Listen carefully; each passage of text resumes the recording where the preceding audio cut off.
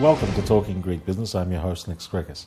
Today we have with us internationally renowned economist, Elena Panaritis, who also wears several hats, including that of an author, a politician, and a CEO. Elena, welcome to the show. Thank you very much.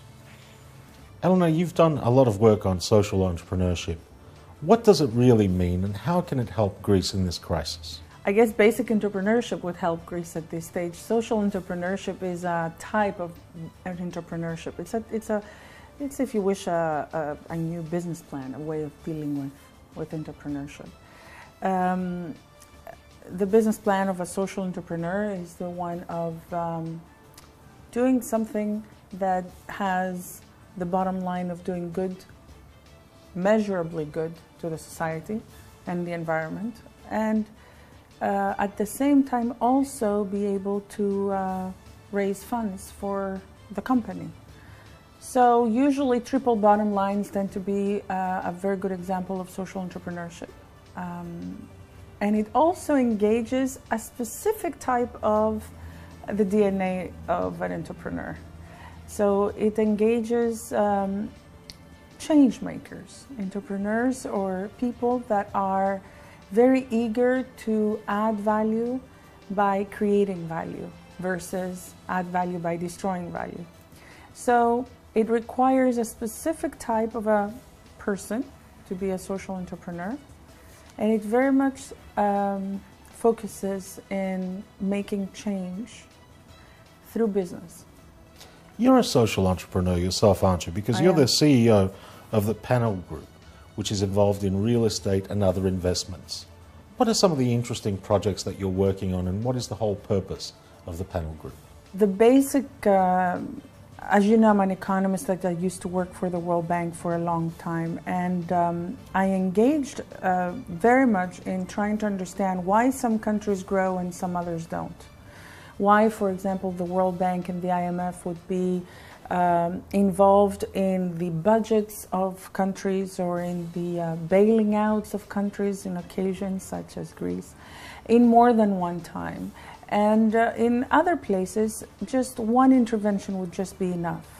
And I was wondering why this was the case. I found out, of course, that the major reason that was the case is because countries don't have the basic infrastructure of institutions. So a lot of countries that do not have the basic structures of contract law or agreements, rules, basically. They cannot follow rules very easily. Then you end up having broken systems, and as a result, when an intervention comes in, it goes to only a part of the broken system and doesn't trickle down to the rest. So I chose to withdraw from the World Bank and create a social enterprise called Panel Group, accompanied with a foundation, with an NGO if you wish, called Thought for Action. And what I do is, through private funding, we finance the creation of rules and regulations in countries that allow for the creation of land registries. So here is a relationship of real estate. So we build land registries in partnership with governments or cities. It's a challenge. It's a challenge in both hands. It's a challenge to raise the funds from entrepreneurs, from investors, and it's a challenge also to do that while at the same time you're linking with a local government or a central government of a country. But once you have that put together, which is a triangular relationship, then the corporate structure is rather clear, and the implementation is rather fascinating, as a matter of fact, to see the results on the ground. Security of ownership is an extraordinary aspect of growth, because security of ownership allows for better planning of urban planning, better zoning, better development. this is everything a country wishes to have, right? Of course, this is far beyond Greece. There are other countries, particularly in the Balkans, that could probably benefit from these security of rights and rules that everyone obeys in the game and systemic structures that are not broken. Yes, indeed. As a matter of fact, I work in several of Eastern European countries. But you do need a level of commitment and ownership from the side of the country. Of course, as you know, being, first of all, a former member of parliament in Greece, I would not be working in Greece because of, obvious possible conflict of interest. But in reality also, Greece is not a fertile environment to do something like that, because there is a lack of, if you wish, common understanding of what is broken, really. And if you have a lack of common understanding of what is broken, then you end up having a lack of focus of how to fix it. So if that is not there from the side of the state or the decision makers, a social entrepreneur has a very hard time, like myself, to identify a niche with whom they need to operate and make the change. Tell us about the thesis of your book, Prosperity Unbound, which I think you drew much experience from on a day-to-day basis when you were in South America, helping countries try to reform. What was that all about? It's doing rather well, I hear. Yeah, it's done very well. Called Prosperity Unbound, Building Property Markets with Trust. It develops a thesis called reality check analysis that I use as a diagnostic of analyzing exactly what I said earlier, broken systems. And we again identify countries that have lack of rules in the area of security of ownership. So basically, let's think about it in this way. All countries have the rule of law, part of the written constitutional right. In every country you go, yes, there is a rule of law. They say, we obey to this and that. There is also, in each country we work with, there is an element, a sense of justice. So, there is also some element or a sort of a court system or a judiciary. However, at the same time, we all know very well that judiciaries do not necessarily apply appropriately their mandates, and rule of law as well as justice is not well defined, right? There can be tremendous delays, there can be red tape, there can be decisions that don't follow precedent. There are many problems. So we can have a series of issues. One is, as you said, there is a willingness, but the red tape is not there, or in other elements, we may have dictatorships that do not allow for justice to be delivered. Similarly, there is, in all rules and codes of countries, there is a code that defines security of ownership, whether it is public or private, whether it is individual or community. Yet, 70% of the world's population does not have security of ownership in practice. And they do not have security of ownership in practice, either because lands are expropriated to the dictatorship, or because there is an extraordinary overburden of bureaucracy and administrative barriers, or because there is an overlapping of huge amounts of regulations that in the end of the day, all the goodwill may be there, but unless you just dismantle everything and start from scratch, you won't really have that security. So I started analyzing and learning more about it. As I explained to you earlier, I was trying so hard to understand why some countries grow and some don't. Well, those countries that do not grow are those that really do not have any ability to follow rules of law in defining ownership security. So every individual, think about of us as humans, the only connection we have with this planet is our walking on the planet. It's a natural connection we carry from the moment that we start walking, being 9 months or 11 months old. That's our connection we have, the gravity, right? Now that connection needs to somehow be translated through legal rules that transform themselves into economic rules, and then they transform themselves in savings right? And security of your own savings, because if you buy a house or you have a piece of land that you purchased or you inherited, this is savings.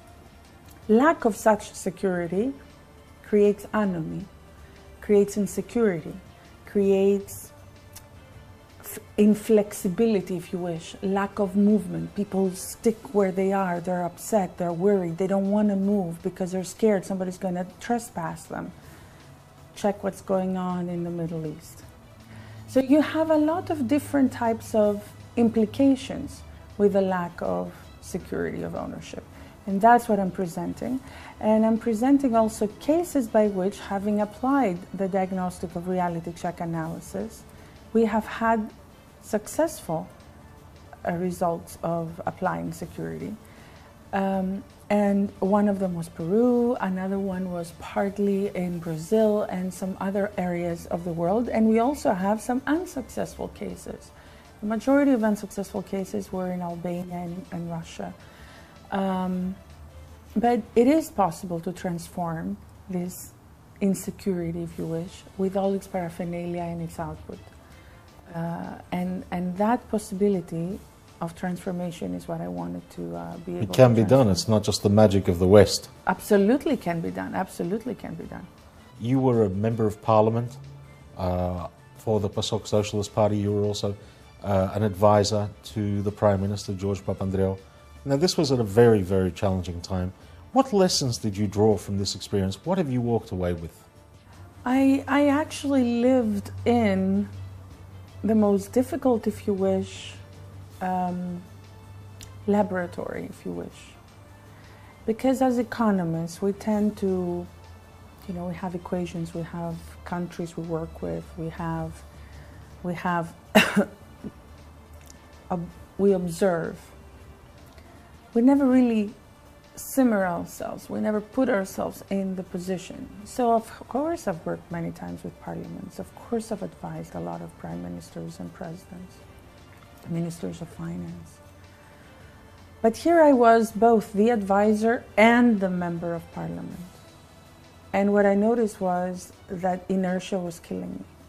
The inertia of that whole system that was carrying all the illnesses of what I was talking about, the broken system before, where you basically try to transmit a piece of information, but because the system is broken, it falls. And it never gets to the person it needs to go. And by the time it gets to the person it needs to go, it goes completely differently. That was very tiring, very frustrating. Many times I felt I was lobbying my own government, just so that I could find ways to transmit the information in one piece and not in bits and pieces. Bottom line, I actually have learned or have lived exactly all the things that we talk and write about at the World Bank, when we say that if you want to do structural reforms, it takes time, because it takes time for the system to acknowledge that it dies before it actually dies. So we were in that system, right? And that system is going through a process of rebirth. But parts of it is dying and the other parts are getting reborn. And right now we are in the second phase, if you wish, or third phase. The problem is we really don't know how many phases the resilient Greeks are going to be able to get through. What's your outlook for this particular crisis? Is there anything that sort of jumps out at you when you look into the future? I know you're a positive person by nature, but how do things look? Although I'm a positive person by nature, today it's a gloomy day. Yeah, I'm afraid that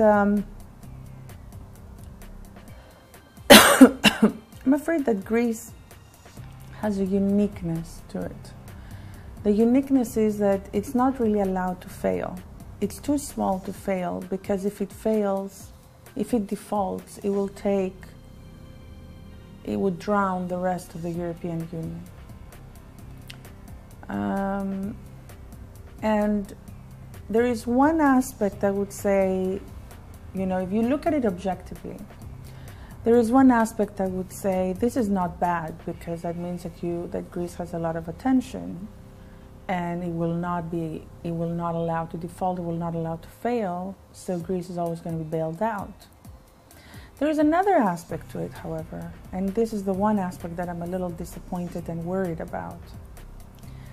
Continuous, subsistence level type of aid may not allow the country to really reform. I'm very much afraid that we will not get to the bottom of the actual changes that we really need to do. We're trying to privatize, for example, and we still don't have a land registry, an integrated land registry. We're still not talking about how do we resolve the issues of our judiciary. We're still not talking about reducing bureaucracy and standardized systems. We're still not talking about standardizing our way of issuing our bills, our laws. Yet we keep issuing laws every day. Yet we keep on talking about reforms. But there is some sort of like a chicken and an egg. We try to do the reforms, but we don't prepare for them. And therefore the key issue of reforming a country that is structurally broken is to reform it in such a sustainable way that it will never be possible to U-turn on its own. So no reform should be reversible. Unfortunately, for all these last 3 years, all reforms we took are reversible, except one thing. The austerity, I guess. No, the austerity is very reversible. You know, it's one thing that is not reversible at this point? What? The consciousness of the people. They know that there is no more government they can trust. And I'm not sure this is the right thing to give them as a non-reversible aspect. People have lost their faith in government, have lost their faith in rules. They had a bit of faith in rules, now they have none. There was a bad system in place, but it was a system, and as you say, there was a little bit of confidence in that. Now, yeah, so maybe broken. things were waiting to get worse before they got better, before they will get better. So, since I'm a positive person, I do know that things will get better. I know it in my heart. And I also think that, and I believe that this is probably the best thing that has happened to our country, has shaken us quite well. But will it get to the bottom of it? That I cannot answer today. Elena, you're a diaspora Greek yourself, in that you spent many years studying and working overseas, particularly well known to Americans and Greek Americans, I assume. How can we re-engage with the diaspora community, and how can it help us in this time of deep turbulence and crisis? I think the best thing we should do is follow some, or get inspired by some diaspora countries that have used our diaspora very well. One of them is Israel. The other one is Korea. I'm not sure about Ireland, although everybody's talking about, Irish people use the diaspora very well. Maybe they did, maybe they don't. The verdict is not out yet for. Well, on St. Patrick's Day, we're all Irish, aren't we? Of course. We drink green beer, right? Okay, so what do we need to do? We need to bring in, through a system, we need to create a local reforms team in Greece. And we need to have a systematic approach by which we identify high-level technology, high-level innovation, high-level creativity of our diaspora Greeks around the world. As you very well know, it's a piece of news if you find a Greek outside the Greek borders that is not doing very well, right? Yeah, it's a piece of news. It's like the man that bit the dog versus the dog that bit the man, right? So if you do find one of those, maybe we should use them as an example. But basically, we should be strategically identifying in areas that we wish to grow in our country. Let's say we want to grow very well our pharmaceutical industry. I'm giving you an example. Or we wish to promote our agro industry. Or we wish to promote technology in the area of high tech. We should really concentrate in identifying, individuals who have had these type of great technological achievements, bring them in, incubate them, and create that sort of environment. This was done in Israel. there is a more systemic way that South Korea has used the Korean diaspora. I'm not sure we're very compatible in following that system right away, but I'm sure we can get there. So we should definitely, we're a small country, but we're really strategically located. We have a great environment. It's easy to attract our diaspora in terms of, you're not bringing them in a war zone. You're not bringing them, right? You bring them in a nice environment with a lot of sun. And creating hubs, either of universities or of technical centers or of incubator laboratories would be the best way. There are some small initiatives that are promoting, they're going towards that direction, but they lack the oomph, I think. And that oomph needs to be pushed. Can your new foundation, Thoughts for Action, actually act as an ecosystem to help draw and inspire diaspora Greeks to help here? It's a little bit more primitive than that because I believe that we're not there yet in Greece. Exactly because I've noticed activities of people trying to promote Greeks.com, Greeks around the world, promote all these, great people that have done it. But it kind of like every time they come over here, everything turns small. It doesn't have that, that impetus. And I tried to understand why this is the case. And I think the case is because, Greeks are not ready they feel that they're in a different world. You moved out of the country and you went out there, but here is Greece. I hear this all the time. You have to get adjusted to where we are, which means that we are several notches below.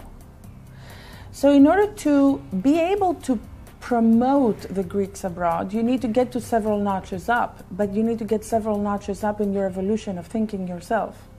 So in order to get there, Thought for Action has decided to create a knowledge platform that allows us to think that it is possible to innovate. Versus, oh, I'd love to hear about your innovation, but I don't think it's going to happen here because we are Greece. Do you hear my distinction? I can understand. I don't understand it very well. I don't know if I explain it well. So the concept is very much the concept of bringing a knowledge platform of a network of economists or professionals that come from countries that were equally challenged. Example, New Zealand, right? Equally challenged. They were pretty much at the bottom of the ranks of the OECD, right? And people would think of New Zealand as, the forgotten island with lots of greenery and a lot of sheep. A lot of sheep. A lot of sheep, right? And we Greeks do like New Zealand sheep, right? A lamb, yes, it's lovely. Okay, so that's our connection. And then suddenly New Zealand is skyrocketing in every single chart. So how did they do it? Not that we need to follow exactly their way, but how did they actually move from that stage to another one? And the intention is that once you break this knowledge platform in an interactive manner, you're able to engage individuals, young, middle-aged, older people, and share their information as well and allow themselves to dream. The moment you stop dreaming, that's when you start dying, right? So we should allow the Greeks in Greece to believe that it is possible. And once they believe it is possible, incubation will happen automatically. They will find their own ways to identify. Did you identify innovation? Did you know that there was a particle in the laboratory in Switzerland which was doing the God particle? Oh, the search? God particle, yes. Did you know that one of the elements of the lab, one of the elements of the experiment in the lab, was created by a Greek in Thessalonica? Yes, we do have a very famous mathematician who works there, And of course we have other nuclear physicists who are wonderful, working at universities in America, like Mr. Nanopoulos. Correct. Absolutely. And then what do? They seem to be very well hidden. It's like the very well hidden mysteries, right? They seem to be very well hidden in their own little monasteries, in their own little cells.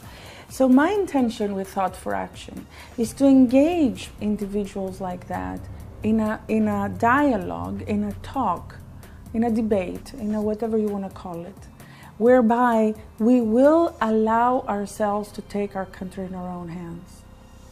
Because so far, we all complain about the system that exists, but we vote for that system, we continue operating in that system, we keep on complaining about the fact that it's broken, as I said earlier, but we keep on trying to mangling together. The old system, we're not trying to create something new, because we have lost our faith. We have lost our faith to dream and to believe that it is possible. And you know more and better than I do, as I also know, that possibly if I had lived in Greece forever and ever and ever, maybe I wouldn't have been an economist. I would have just do something much more humble. Maybe, I don't know, we don't know. Thankfully, that wasn't the case. And thankfully, you've come back to Greece with some wonderful ideas. And thankfully, you've inspired, of course, and you've inspired the audience because you remind us that for anything successful to happen, it begins with a dream. It does. Elena Panaritis, thank you very much for coming on Talking Greek Business. Great.